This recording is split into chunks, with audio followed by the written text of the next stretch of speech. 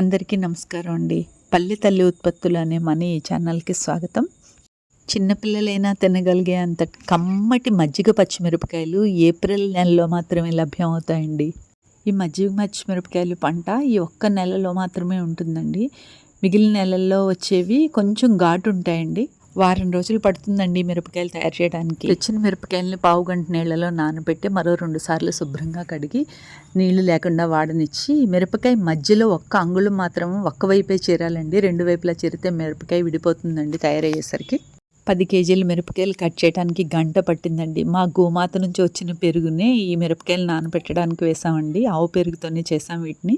10 కేజీల పచ్చిమిర్చికి 2 లీటర్లన్నర పెరుగు పడుతుందండి. 100 గ్రాముల అల్లం, 2 చెంచాలు వాము, 2 చెంచాలు ఉప్పు మజ్జిగలో వేసి బాగా చిలకరించి మిరపకాయల్లో వేసి పైకి కిందకి కలుపుతూ ఉండాలండి.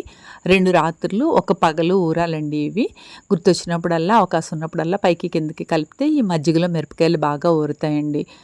36 గంటల తర్వాత మజ్జిగ నుంచి మిరపకాయలని వేరు చేసి మిరపకాయలని మాత్రమే ఎండలో పెట్టాలండి సాయంత్రం వరకు. ఈ మజ్జిగను ఫ్రిడ్జ్లో పెట్టుకుంటే పులిచిపోకుండా ఉంటుంది. ఈ సాయంకాలం ఈ మిరపకాయల పైన ఈ మజ్జిగను వేసి అలా 3 రోజులు ఊరబెట్టాలండి. 4వ రోజుకి మిరపకాయలు బాగా ఆరినట్టు కనిపిస్తాయండి. మిగిలిన మజ్జిగను కూడా ఈ ఆరిన మిరపకాయల పైన వేసిస్తే ఆ సాయంత్రానికి ఊరి మర్నాటి ఉదయం ఎండలో పెడితే ఎండిపోతాయండి. అలా మరో 2 రోజులు ఎండబెట్టాలి. మొత్తం ప్రొసీజర్ అంతా అవటానికి వారం రోజులు పడుతుందండి. కేజీ పచ్చిమిరపకాయలకి 100 గ్రాములు మిరపకాయలు రెడీ అవుతాయండి. కావాలనుకున్న వారు స్క్రీన్ పైన కనిపించే నెంబర్కి వాట్సాప్ ద్వారా మాత్రమే ఆర్డర్ చేసుకోండి. 100 గ్రాముల ప్యాకెట్లు అందుబాటులో ఉన్నాయండి.